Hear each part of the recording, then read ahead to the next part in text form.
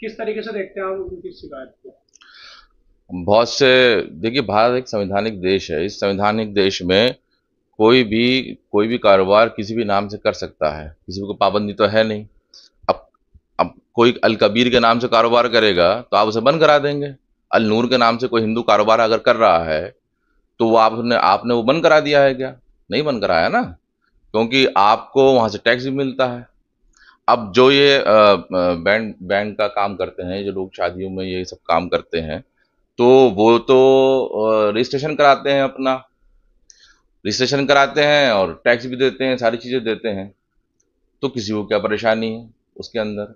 क्या सरकार ने कानून बना दिया है कि कोई नाम किसी का कोई इस्तेमाल नहीं करेगा? अगर कोई कानून बना दिया है तो आप बताइए, आप खुल के आ जाइए ना। अब आप खुल के आ जाइए, सारी चीज़ें आप खुल के करिए सारे काम, कि साहब ये हिंदू राज घोषित घोषित हो चुका, और इसमें आप ये लफ्ज़ इस्तेमाल नहीं करेंगे, नाम इस्तेमाल नहीं करेंगे, आप ये खाना नहीं खाएंगे, आप दाढ़ी नहीं रखेंगे, आप टोपी नहीं पहनेंगे, आप हिजाब नहीं रखेंगे, आप तो सब कुछ आप बना दीजिए, आप कानून बना दीजिए।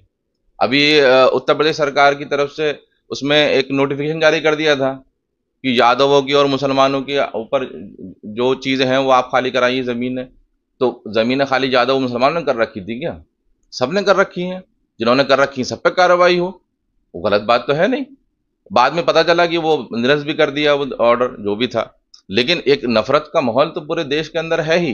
सन 47 के बाद से मुसलमानों के साथ यही सुलूक होता आया है। जो मुसलमान इस देश को उन्होंने अपना माना और इस देश को चुना, उनके साथ यही सुलूक होता रहा है। सरकारें कोई सी भी रही हो, चाहे वो कांग्रेस की सरकार रही हो या आज की सरकारें हो, जो भी सरकारें हो, मुसलमानों के साथ जुल्म तो होता ही है।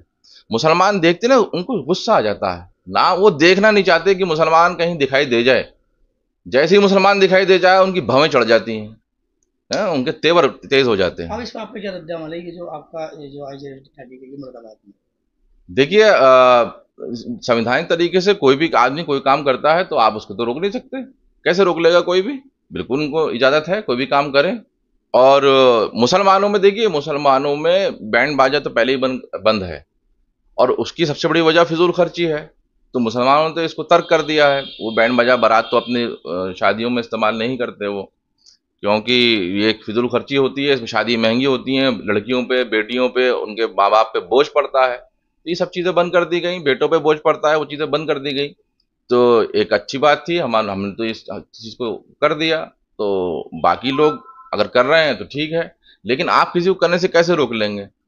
आप शराब की दुकानें खुलवाए जाएंगे।